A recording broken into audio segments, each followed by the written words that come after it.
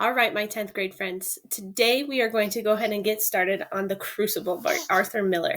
It's our second play of the semester, and I absolutely love this play. It is such an interesting comment on a couple of different items about American history and humans in general and how we act about things. So wonderful. It is more challenging than A Raisin in the Sun, partially because the language is that old Puritan English, so it's kind of challenging to read. And then also because while it seems like it's supposed to be a super serious matter, you have to remember that Arthur Miller is pointing out the complete and utter ridiculousness of this whole entire situation. So everything you read, you have to take with a grain of salt.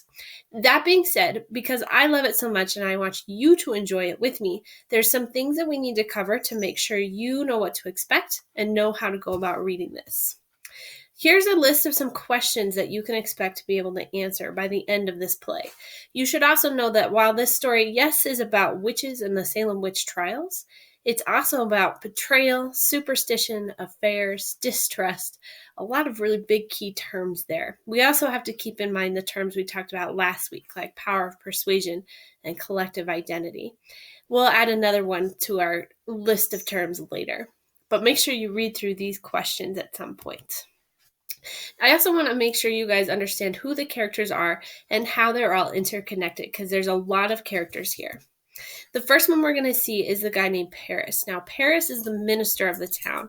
He hasn't been around long in this town, and he's not very popular, but he is an important player in the story. He's also the father of Betty, who is sick right away, and the uncle of Abby, who's one of the main characters of the story, and then the master of Tituba. Tituba is his slave from Barbados.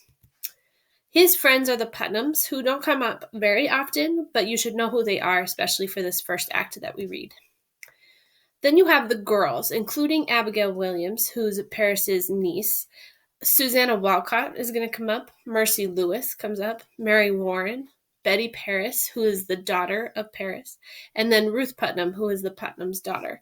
These are just some of the girls' names that will come up, so you know that those people are all friends. Next up is the Proctors. John Proctor is one of our main characters in the story, and then his wife is named Elizabeth, and she'll come up in the second act. Their friends are people like Rebecca Nurse and her husband, and Giles Corey and his wife Martha, who we will get to see briefly today. The next that you need to know are the people of the court. Reverend Hale will come up in this first act. He's our expert on witchcraft. And then you have Judges Danforth and Hawthorne who will come up during the trial. And then Cheever and Herrick are also men of the court. This is a list of the accused. Now, some of them you actually get to hear from, some of them not so much, but these are different women who by the end of the story, and men, who will be accused of witchcraft. Now, here's some other languagey things that you should probably know. Whenever he uses the term goody, it's like calling a woman Mrs. something. So Rebecca Nurse is sometimes referred to as Goody Nurse, or Elizabeth Proctor as Goody Proctor. This gets confusing because one of the women accused is Goody Good. So her last name is Good, and we literally call her Goody Good, which is just silly.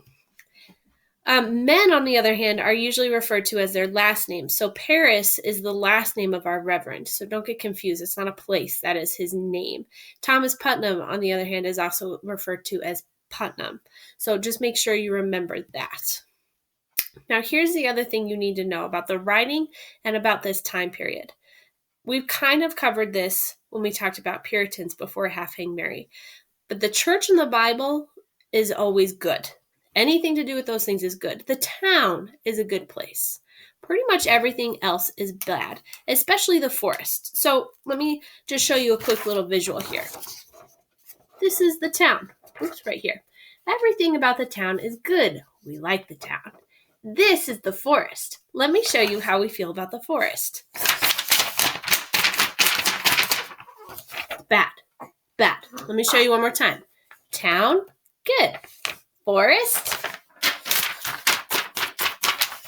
bad, bad. For a few reasons. Number one, we don't know what's happening in the forest. You can't see all around you. You don't know what's happening around you. So it's bad.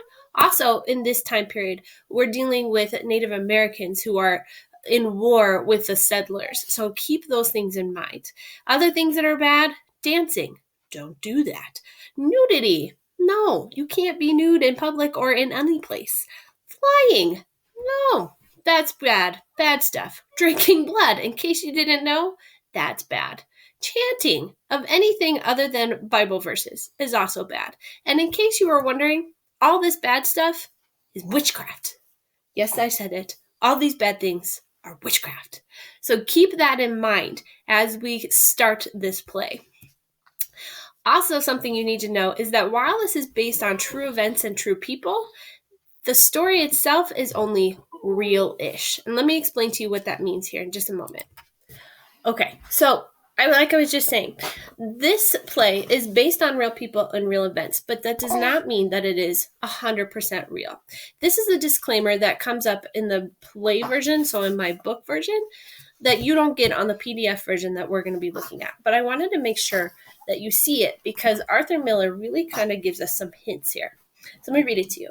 This play is not history in the sense in which the word is used by academic historians. Dramatic purposes have sometimes required many characters to be fused into one. For example, the number of girls involved in the crying out has been reduced. Abigail's age has been raised. And while there were several judges of almost equal authority, I have symbolized them all in Hawthorne and Danforth. So it's based on real people, but only certain names are going to come up, and they kind of symbolize multiple real people. However, I believe that the reader will discover here the essential nature of one of the strangest and most awful chapters in human history. The fate of each character is exactly that of his historical model, and there is no one in the drama who did not play a similar, and in some cases exactly the same, role in history. So these are real people symbolizing real events. And all the fates in the end of what happens to each of these people are true things. Let me continue. As for the characters of the persons, little is known about most of them, excepting what may be surmised from a few letters, the trial record, certain broadsides written at the time, and references to their conduct and sources of varying reliability.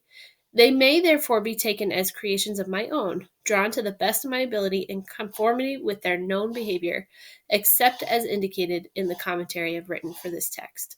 So what he's saying there is that the people of this text are based on real people, but he's had to kind of dramatize or make them more theatrical based on what we know about them. So keep that in mind as we go. Like I said, while this is based on a very real thing and a very serious time in history, it is also supposed to be ridiculous. Everything we read, you have to take with a grain of salt and just remind yourself that these people are all a little bit crazy, a little bit off their rockers, based on the way Arthur Miller does it. Now, here's some things to expect each act. These are not the actual titles. This is me just taking the liberty of titling them to help us out. Act 1 really starts with the truth and then becomes the crying out. Act 2 then will go into the spiral where we spiral out of control as an entire society. Act 3 is then the trial, and then Act 4 is the end. And as we read, we're going to argue about what's happening and then pay attention also to the arguments and defenses made in the story. What are these people doing and how are they going about it? Now, today we're going to get through Act 1, which is on pages 1 through 15 on the PDF, and I'll show you where that is in just a second. If you prefer to read it on your own, totally fine. If you prefer to listen to me read and give you some different places in the story to help you think through what's happening, I'll start reading at 8:15 sharp. You can jump in a couple minutes late, but just know that at 8:15, I'm going to start reading and explaining what's happening in this story. To find all of this, you can find the Bitmoji for the day. It tells you what time I'm starting, and then this right here is the PDF of the story, and you can find it and go ahead and read along. Hopefully there it goes. All right, guys, I hope to see you soon. Otherwise, we'll talk later.